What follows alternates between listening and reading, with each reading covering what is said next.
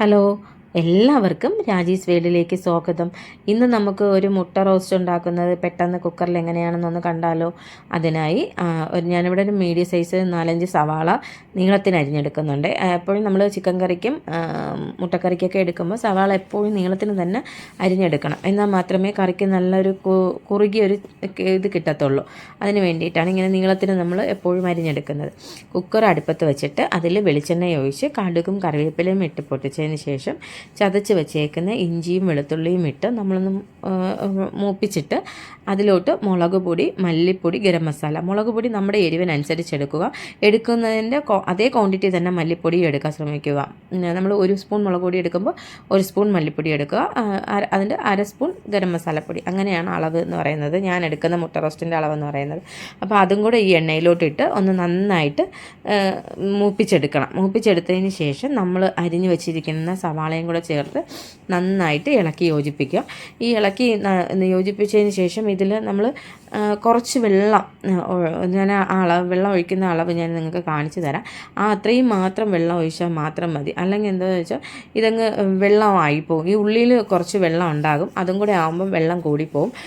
അതുകൊണ്ടാണ് ഒരു ഇപ്പം ഗ്ലാസ്സൊക്കെ കാണുമ്പോൾ അളവിൽ കാണിക്കുകയാണെങ്കിൽ നമുക്ക് ഓരോരുത്തർക്കും ഓരോ ഗ്ലാസ് അളവ്, അതുകൊണ്ട് ഞാൻ എൻ്റെ കയ്യിലിരിക്കുന്ന ഒരു തവിയുടെ അളവ് നിങ്ങൾക്ക് കാണിച്ചു തരാം കേട്ടോ.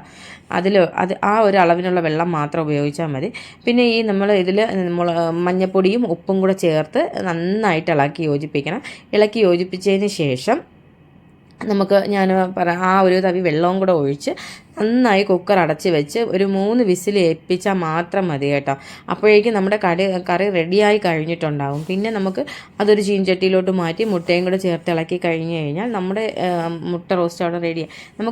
എനിക്ക് തോന്നുന്നത് ഇതൊരു നമുക്ക് 10 മിനിറ്റ് മതി. ഉള്ളി നമ്മൾ അരിഞ്ഞ് വെച്ചേക്കുകയാണെങ്കിൽ ഒരു 10 മിനിറ്റിൻ്റെ ആവശ്യമുള്ളൂ. കണ്ടല്ലോ, ഇത്രയും വെള്ളം മാത്രമേ ഉപയോഗിക്കുന്നുള്ളൂ. ഈ ഒരു തവിയിൽ ഒഴിക്കുന്ന വെള്ളം മാത്രം ഉപയോഗിച്ച് വേണം നമുക്ക് ഈ മുട്ട വേവിച്ചെടുക്കാനായിട്ട്.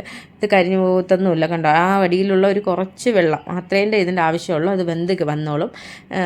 അപ്പോൾ നമുക്ക് പെട്ടെന്ന് വെന്ത് വരാനും റോസ്റ്റിന് ആവശ്യമുള്ള വെള്ളത്തിൻ്റെ അളവിനും വേണ്ടിയിട്ടാണ് അത്രയും വെള്ളം മാത്രം ഉപയോഗിക്കുന്നത് കേട്ടോ.